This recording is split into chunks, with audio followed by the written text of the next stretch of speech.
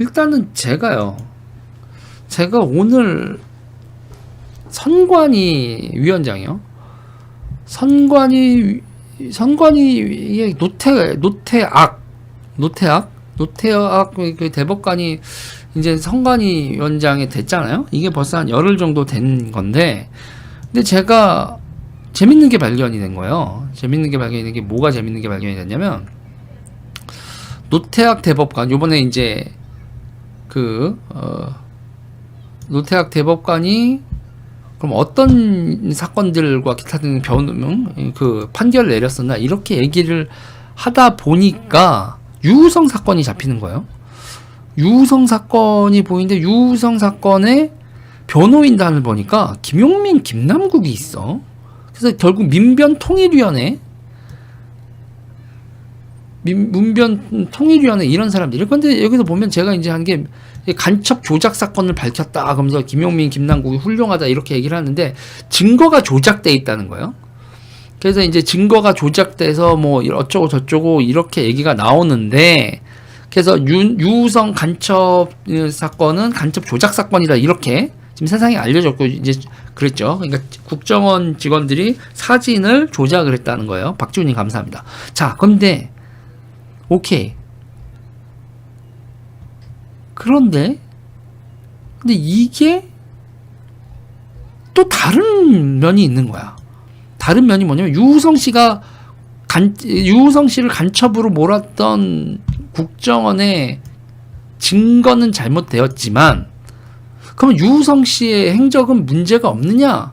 그건 또 아닌 거야. 저는 유우성 씨가 간첩이라는 얘기는 아니에요. 난 그렇게 단정적으로 얘기한 적 없어. 근데 유우성 씨의 그 행적, 일단은 프로돈 사업이라고 있어요. 프로돈 사업. 2014년에 유우성 씨 피고 고발인으로 신분 소환 이렇게 돼 있었다는 건데, 근데 이게 보니까 이게 벌금 1,000,000원 정도 했는데 수수료로 4억이다 뭐 이렇게 얘기하는 거예요.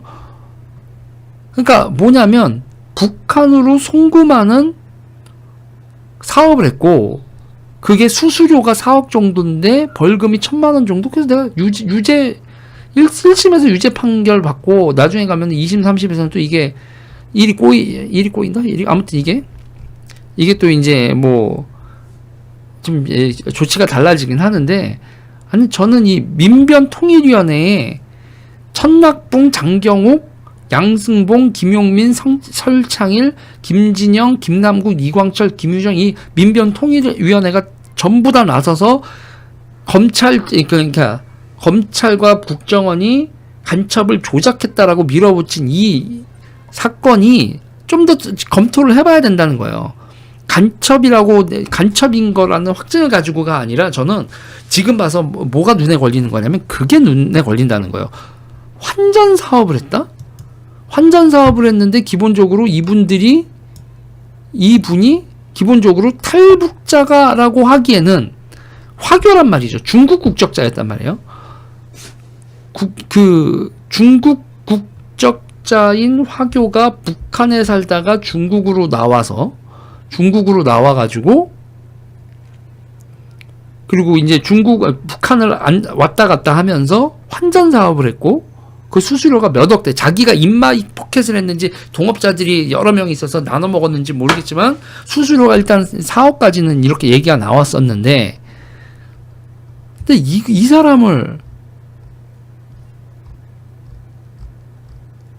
사람을 단순히 그냥 인정을 해준다? 그러면서 억울한 피해자예요. 당신은 그러니까 국정원이 잘못한 건 잘못한 거고 유우성 씨가 무슨 의인이었다 이런 식으로 얘기하는 건 좀 이상한 거다 이거죠. 그러니까 여기서 이제 얘기가 나오는 거에서 저는 이게 이제 공직기관 비서관 관련돼서도 이제 계속 얘기가 나오는 건데, 일단은 평범한 사람이었다라고 제 얘기는 하지만 간첩은 아닐지 몰라도 최소한 대북 송금 브로커는 맞았지.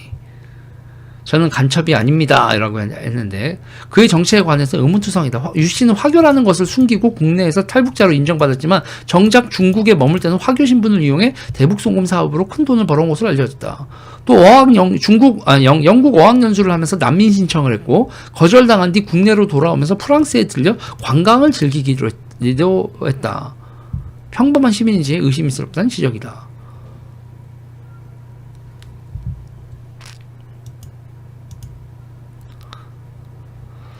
갸우뚱입니다. 갸우뚱. 그러면 여러분 2020년에 그 탈북자들을 상대로 해서 그 여론조사를 한 게 있었는데 36.8.6%는 북한과 연락을 하고 4명 중 1명은 대북 송금을 했다. 2020년 12월 30일에 노스보다인데요. 북한 인권정보센터가 탈북민을 조사해 보니까 연간 송금액은 다 여기서 한 3억 정도 414명 가운데 이렇게 얘기를 하는데 탈북자들의 송금만 했는지 아니면 북한에서 북한과 중국을 왔다 갔다 하면서 그 송금하는 비즈니스의 연결고리가 그 네트워크로 뭐까지 했을까 이런 것들이 막 궁금해지는 거야. 이게 제가 너무 앞서가는 건가요? 그리고 이런 거에 대해서 궁금증을 가지고 추적하는 사람들이 법을 어겨서 증거를 조작하거나 이러면 안 되겠지만 이런 의구심마저 위축된다. 이게 맞나?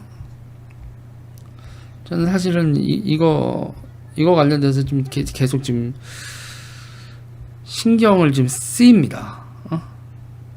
계속 신경이 쓰여요.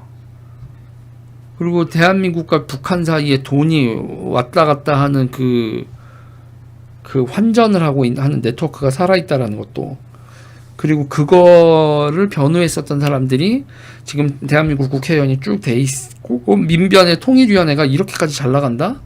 이것도 고개를 겨우거리게 되는 거고. 그리고 여기서 나왔던 이 유우성 씨를 변호했었던 거에서 그 분들도 이런 게 또 등장해요. 거기 이제 장경옥 변호사 같은 경우에는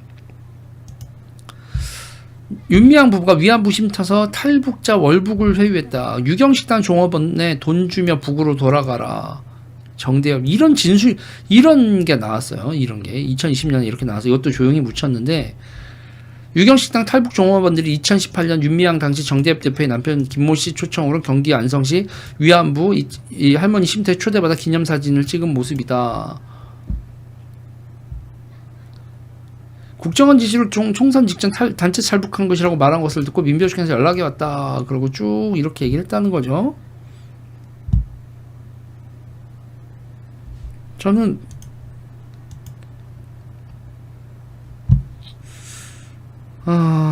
그리고 이제 이거에 대해서 이제 또 논란이 있는 건데, 이거와 관련돼서 이제 또 하나 얘기를 하면, 민변 믿고 과감하게 하면 수령님이 사랑할 건, 유경식당 지배인 친북활동 종용을 받았다.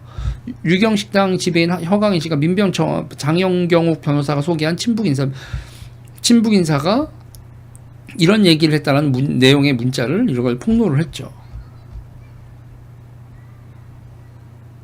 민변의 친북적 행태, 인민민주주의 사회 위한 것인가, 이런 식으로 이렇게 지금 이렇게 타이틀 달고 뉴데일리에서 보도를 한 건데,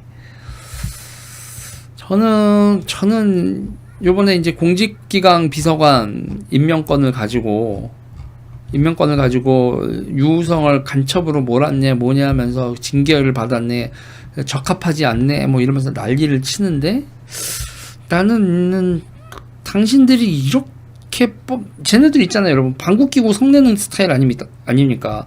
유우성 씨가 그렇게 당당한 사람일까? 그리고 당신들이 유우성을 보호하는 게 진짜 인권 때문일까? 민변 통일위원회 분들아? 라고 저는 물음표를 찍게 되는 거예요. 이시원 검사를 지금 공격하고, 이시원 검사가 지금 공직기관 비서관이 된 거잖아요. 이시원 변호사죠. 검사했다가 변호사했다가 지금 공직기관 비서관으로 된 이시원 전 검사를 이렇게 공격을 하는 건데, 이거 관련돼서 저는 계속 일단은 물음표를 찍는다. 2005년부터 2009년까지 25억 원을 북한에 불법 송금한 혐의가 있었는데 기소유예 처분을 2010년에 받았다.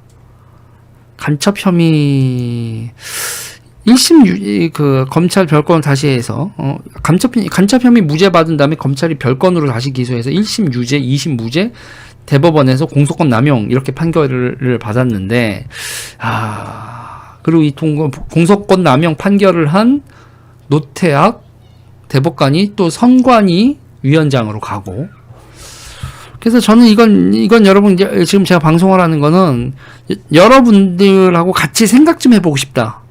이 문제에 대해서는 좀 같이 좀 생각을 좀 해봐야겠다 이런 생각이 들어서 이 고민을 같이 하실 분들 혹시 있으시면 저한테 연락을 해주시고, 이거에 대해서 자세히 아시는 분들이 있으면 북한의 송금 사업하고 제보를 기다리면서 이 영상은 내용은 일단 여기까지 다루겠습니다.